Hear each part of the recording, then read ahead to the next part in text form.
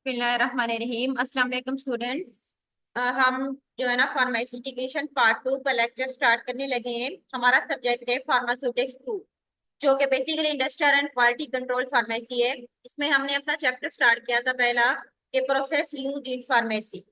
तो उसमें आज का हमारा टॉपिक है बेटा वेपोरेशन, ठीक है, या एवोपरेशन या वेपोरेशन। वेपर से निकला है जिसमें यानी कि वाइपर्स बनते हैं, उसको हम एवोपरेशन कहते हैं। द कंसंट्रेशन ऑफ सोल्यूशन, आमतौर पर जो solution of solid in water by partial vaporisation of solvent during boiling, यानी कि एक ऐसा प्रोसेस है कि इसमें हम जब किसी चीज को बॉयल करते हैं तो ड्यूरिंग बॉइलिंग जो उसके अंदर एक्स्ट्रा सॉल्यूशन की कंसंट्रेशन होती है वो वेपर्स की फॉर्म में वहां से रिमूव हो जाता है। सॉल्यूशन में से एक्स्ट्रा जो सॉल्वेंट है जब वो वेपर्स की फॉर्म में वहां से रिमूव हो जाता है तो इस प्रोसेस को हम कहते हैं वेपोरेशन। ड्यूरिंग दिस प्रोसेस क्या होता है कि the concentration, density, viscosity and boiling point of solution are raised. ये सारी चीजें जब इंक्रीज होती है ना तो वो फिर उसका वो वेपोरेशन यानी कि उसकी वेपर्स बनते हैं। It is A super saturated solution, the dissolve material precipitate out. ठीक है, सुपर सैचुरेटेड सॉल्यूशन को जब हम हल करते हैं तो उसके अंदर जो एक्स्ट्रा सॉल्वेंट होता है वो इवेपोरेट हो जाता है।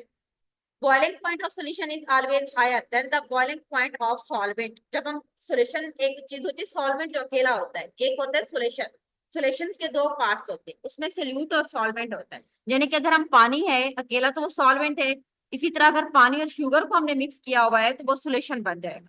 तो वो कहते हैं कि जो सॉल्यूशन का बॉइलिंग पॉइंट होता है वो ज्यादा होता है as compare to solvent. The difference between them called temperature depression grow with in increase in concentration of dissolve substance and external pressure. क्योंकि हम उसमें अदर सब्सटेंस डिजोल्व करते हैं तो इसकी वजह से उनमें डिफरेंस आता है। Evaporation is used in chemical and food industry as well as in branch of industries other branch, जिसमें मेडिसिन की इंडस्ट्री में भी ये इस्तेमाल होते हैं। अच्छा, एक तो आपने डेफिनेशन करनी है, अगली चीज आपने देखना है इसके अंदर के वेपोरेशन प्रोसेस में कौन से इक्विपमेंट यूज होते हैं। एक हमारे पास है बेटा फॉलिंग फिल्म वेपोरेटर और दूसरा हमारे पास है नेचुरल या force circulation evaporator.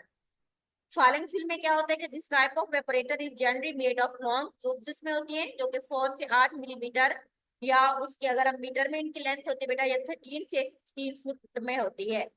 Which are surrounded by steam jacket, यानी कि इस लंबे लंबे ट्यूब्स के बाद स्टीम की जैकेट होती है। A uniform distribution of solution is important using this type of evaporator. The solution enter and gain velocity as it's done. ये देखिए, ये आपको इसमें नजर आ रहे हैं, इसी तरह के ये होते हैं। इसमें स्टीम की जैकेट्स है, ये अंदर इस तरह की ट्यूब्स लगी होती हैं। This gain in velocity is attributed to vapor being evaluated against the heating medium which flowed down as.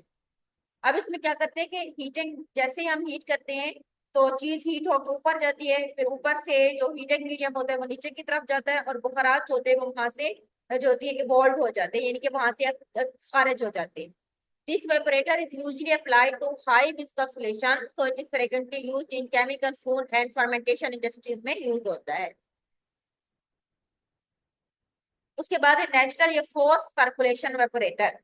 ये इनकी होती है नेचुरल सर्कुलेशन होती है प्रोडक्ट की, cause by density differences that arises from heating. जैसे हम हीट करते हैं तो मुख्तलिफ प्रोडक्ट की डेंसिटी में डिफरेंस की वजह से वो उनकी सर्कुलेशन मुख्तलिफ होती है। In evaporator using tubing, after water begin to boil, pulp will rise and causing circulation, facilitate separation of liquid and vapor at the top of heating tube. अब इसमें क्या होता है कि हम जैसे अपना इसमें सोल्यूशन डालते हैं, बॉयल करते हैं, वाटर बॉयल होने शुरू हो जाते हैं, बबल बनते हैं और वो सर्कुलेशन काज करते हैं, जिसकी वजह से लिक्विड जो होते हैं वो अलग हो जाता है और सेपरेट जो होते हैं वो हीटिंग टॉप के यानी कि हीटिंग ट्यूब्स की टॉप के ऊपर हो जाते हैं, फिर वहां से सेपरेट आउट हो जाते हैं। Amount of evaporation take place depend upon temperature differences between steam and solution. हम स्टीम देते हैं, स्टीम के थ्रू सॉल्यूशन हीट अप होता है, फिर वहां से जो होती है उसके वेपर्स बनते हैं। प्रॉब्लम इस तरह तब आ जाती है इस तरह के वेपोरेटर्स के अंदर, if tube are not well immersed in the solution. Solutions के अंदर ट्यूब्स होती है ना, सॉल्यूशंस के अंदर अगर ट्यूब अच्छी सी डिप नहीं होती है तो प्रॉब्लम्स हो सकती है। If this occurs, the system will be dried out and circulation compromised. In order to avoid this, forced circulation can be used by inserting a pump to increase pressure and circulation. उसके बाद हमारे पास बेटा rheology क्या होता है।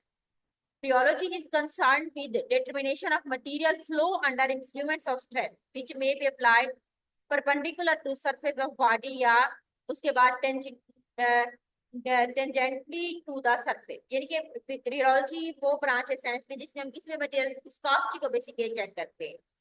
यानी कि फ्लो उसका कितना है, उसकी फ्लो प्रॉपर्टीज को चेक करते हैं। एक्यूट में इसमें हमारे पास जो यूज होता है बेटा वो हमारे पास है ब्रोक फील्ड वेस्कोमीटर, ठीक है, ये विस्कोसिटी को चेक करने के लिए यूज होता है। It is a rotational viscometer. It utilize a spindle immersed या पुट अंडर द लिक्विड। इस तरह ये नीचे स्पेंडल है, इस नीचे हम लिक्विड रख देते हैं किसी भी बिगर में डाल के, कंटेनर्स में डाल के उसमें इसको डिप करते हैं।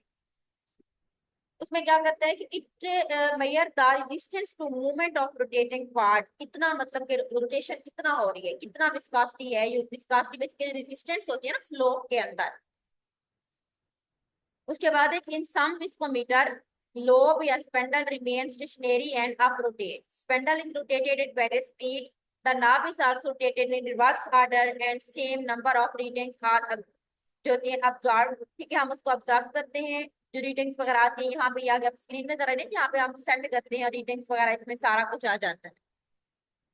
Temperature should be very well control for this purpose.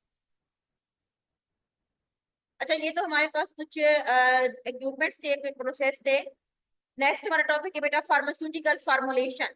किस तरह से हम मैन्युफैक्चरिंग करते हैं अपने मुख्तलिफ प्रोडक्ट की, चाहे हमारे पास सॉलिड है, सेमी सॉलिड है, या हमारे पास लिक्विड प्रोडक्ट्स वगैरह हैं। फार्मास्यूटिकल फार्मूलेशन क्या है? एक कहावत है, एक डॉक्टर बेटा क्रिस्टन था, उसने कहा है कि without in effective stable formulation API is essentially worthless. API क्या होता है? एक्टिव फार्मास्यूटिकल इंग्रेडिएंट, जो हम अपने प्रोडक्ट में डाल रहे हैं। हम एपीआई जो होता है, अगर वो हमने प्रोडक्ट में डाला है लेकिन इसके बावजूद हमारा प्रोडक्ट स्टेबल नहीं है, तो एपीआई की जो वर्थ है वो खत्म हो जाएगी, वो वर्थलेस हो जाएगा। So pharmaceutical formulation क्या है? It is the process in which different chemical substance including active drug are combined to produce a final medicinal substance। यानी कि एक्टिव और इनएक्टिव दोनों को मिलाकर हम जो एक स्टेबल फाइनल प्रोडक्ट बनाते हैं, इस प्रोसेस को हम कहते हैं pharmaceutical formulation. Formulation study involve, इसमें हम क्या करते हैं बेटा? Develop a preparation of drug को बनाते हैं विच इज बोथ स्टेबल और एक्सेप्टेबल टू द पेशेंट। जिस तरह ओरल टेकन ड्रग हो सकती है, आमतौर पर ड्रग को हम टैबलेट या कैप्सूल की फॉर्म में बनाते हैं। किसी भी फॉर्मुलेशन जो हम बनाते हैं उसका जो ऑब्जेक्टिव होता है कि हमने उसको डिजाइन कैसे करना है, मैन्युफैक्चर कैसे करनी है मेडिसिन को, कि हम प्रॉपर तौर पर उस अपनी मेडिसिन को डिलीवर कर सके अपने पेशेंट को एक रिक्वायर्ड अमाउंट के अंदर, ऑप्टिमम डोज, ताकि जो हम थेरेप्यूटिक बेनिफिट्स चाहते हैं वो हमें अचीव हो जाए। And better shelf life and stability of product जो होती हैं, ये सारा हमारा मेन गोल होता है फॉर्मुलेशंस के अंदर। Formulation and manufacturing of solid doses form. Most common solid doses form कौन से बेटा? टैबलेट और कैप्सूल हैं, ठीक है। इसके अलावा जो इसके हम सबसे पहले पढ़ेंगे कि जो टैबलेट्स हैं उसकी हम मैन्युफैक्चरिंग कैसे करते हैं। टैबलेट और most common solid doses form है जो हम ये बहुत है, क्यों? इसकी रीजन क्या है कि इजी टू मैन्युफैक्चर करना इनको आसान होता है, कन्वीनियंट फॉर द पेशेंट के लिए आसान है, एक्यूरेट डोज एडमिनिस्टर करते हैं, बेटर स्टेबिलिटी होती है than liquid and parenteral dosages form.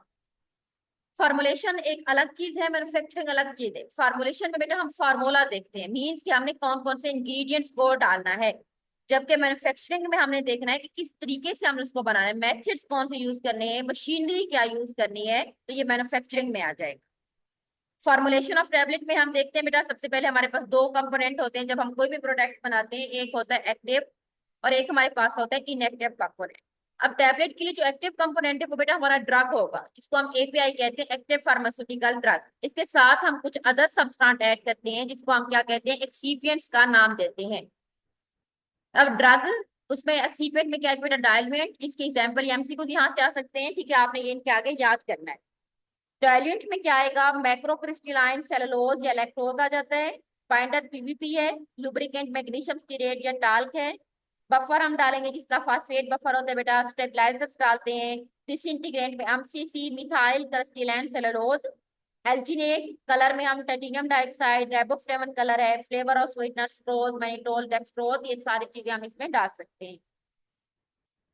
उसके बाद हमारे पास है मैन्युफैक्चरिंग ऑफ टैबलेट। टैबलेट को बनाने के बेटा तीन तरीके हैं, wet granulation, dry granulation and direct compression. जो वेट ड्राई जो ग्रेनुलेशन है, मींस कि हम इसमें पहले ग्रेन्स बनाएंगे और ग्रेन्स बनाने के लिए भी हम उसमें कोई ना कोई सॉल्वेंट ऐड करेंगे, यानी कि वेट तरीके से बनाएंगे। तो इसमें क्या है कि flowing step are involve in wet granulation method. सबसे पहले हमें जो जो इंग्रेडिएंट चाहिए हम उनका अच्छे से उनका वे करेंगे। वे करने के बाद हम उनको ब्लेंड मीन उसकी मिक्सिंग करेंगे।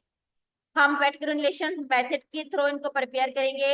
यानी कि हम कोई ना कोई सॉल्वेंट डाल के उसकी एक जो होती है वेट डो बना लेंगे।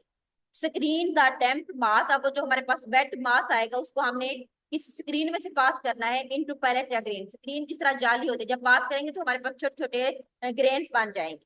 उसके बाद हमने उसको ड्राई करना है। ड्राई करने के बाद हमने दोबारा स्क्रीनिंग करनी है, यानी कि उसको हमने दोबारा सीव में से पास करना है। लुब्रिकेशन एंड ब्लेंडिंग, हमने उसको बाद में उसमें हम लुब्रिकेट ऐड करेंगे, अच्छे से मिक्स करेंगे और making tablet by compression machine. अब ड्राई ग्रेनुलेशन हम वहां पे यूज करते हैं जहां वेट ड्राई ग्रेनुलेशन जो मेथड होता है वो एप्लीकेबल नहीं होता। इसमें हम कोई सॉल्वेंट यूज नहीं करेंगे, बल्कि हम इसमें क्या करेंगे कि हम मॉइस्चर के बगैर अपने ग्रेन्स बनाते हैं, उसमें हम बाइंडिंग एजेंट इस तरह का डालेंगे कि जो कंपैक्ट मास होगा वो बनेगा और हमारे पास स्टेबल अच्छे साइज के ग्रेन्स बन जाएंगे। इसमें हम क्या करते हैं कि सबसे पहले वे और ब्लेंड सेम है बेटा, उसके बाद हम स्लग बनाते हैं। स्लग मीन कि ड्राई हमारे पास डैम्प मास बनेगा। उसमें डैम्प मास बनता था, इसमें एक ड्राई मास बनेगा जिसको हम स्लग कहते हैं, और इस प्रोसीजर को हम कहते हैं स्लगिंग मेथड। अब जो वो जो स्लग बनेगा यानी कि जो ड्राई कंपैक्ट मास बनेगा उसको हम क्रश करेंगे। क्रश करने के बाद सीव में से पास करेंगे, ग्रेन्स बन जाएंगे। उसके बाद हम उसकी मिक्सिंग करेंगे, इसमें हम कोई ना कोई लुब्रिकेंट्स वगैरह ऐड कर देंगे। उसके बाद making tablet by compression in machine. उसके बाद हमारे पास बेटा direct compression. Chemical substance occurring in granules form and having good adhesive properties can be compressed directly into tablet without the formation of granules। जिस तरह एस्पिरिन की tablet हम बनाते हैं तो उसमें हम क्या करते हैं, हमें ग्रेडिएंट बनाने की जरूरत नहीं होती, बल्कि हम तमाम इंग्रेडिएंट को डायरेक्ट मिक्स करने के बाद कंप्रेशन टैबलेट कंप्रेशन मशीन में डाल देते हैं। अच्छा, ये तो थी टैबलेट। आगे हमारे पास है बेटा कैप्सूल। कैप्सूल जो होते हैं सॉलिड डोजेज फॉर्म में, जो एक single unit dose of drug जो होता है वो इनक्लोज्ड होता है इनटू ए हार्ड और सॉफ्ट सॉल्युबल शेल, जिसको हम कैप्सूल शेल कहते हैं, जो जेलेटिन का बना हो सकता है, स्टार्च का बना हो सकता है, या इस तरह का कोई भी सिमिलर मटेरियल होता है ताकि इजीली सॉलो हो सके होल ओरली। ये हमने पहले फर्स्ट ईयर में पढ़ा है, ठीक है, सारा कैप्सूल टैबलेट के टॉपिक डिटेल में। हार्ड जेलिटन कैप्सूल जो होते हैं उसको दो सेक्शन में बनाते हैं बेटा। एक कैप होती है और एक उसकी क्या होती है बॉडी। बॉडी की लेंथ ज्यादा होती है, कैप की लेंथ जो होती है वो क्या होती है शॉर्ट होती है। लार्ज स्केल और पर जो हम कैप्सूल बनाते हैं हमारे पास बेटा हार्ड जेलिटन कैप्सूल शेल होते हैं, मशीनें होती है, उसमें ऑटोमेटिक सीलिंग और सीलिंग होती है शेल्स। अब इसमें सबसे पहले हम क्या करते हैं, अपनी फॉर्मुलेशन को बनाएंगे, यानी कि अंदर हमने जो मटेरियल फिल करना है उसको हम देखेंगे, उसको वे करेंगे, ब्लेंड करेंगे और उसका अच्छा सा मिक्सचर एक बना लेंगे। देन हम क्या करेंगे कि अपने कैप्सूल का जो शेल लेने हैं उसके साइज को सिलेक्ट करेंगे। मुख्तलिफ साइज के होते हैं ना, कि कितना हमने ड्रग अंदर फिल करना है। उसके बाद हमने कैप्सूल के साइज को सिलेक्ट कर लिया। अब हम सील करेंगे शेल के अंदर कैप्सूल की। उसके बाद हम सीलिंग करेंगे। अगर कैप और वो अलग है बॉडी तो उसको हम सील कर लेंगे, ये ऑप्शनल स्टेप होता है, कुछ ऑटोमेटिक हो रहे होते हैं, कुछ में हमें बाद में करना पड़ता है। उसके बाद अगर कोई एक्स्ट्रा मटेरियल हमारे कैप्सूल की बॉडी के ऊपर रह भी जाता है तो हम उसकी क्या करेंगे बेटा, क्लीनिंग एंड पॉलिशिंग करेंगे उसकी, ठीक है। तो ये हमारे पास था सोलिड डोजेज फॉर्म की मैन्युफैक्चरिंग, ठीक है, और उसके बाद सेमी सोलिड डोजेज फॉर्म की है, और ये हम इंशाल्लाह नेक्स्ट टाइम पढ़ेंगे। आज के लिए इतना ही काफी। अल्लाह हाफिज़।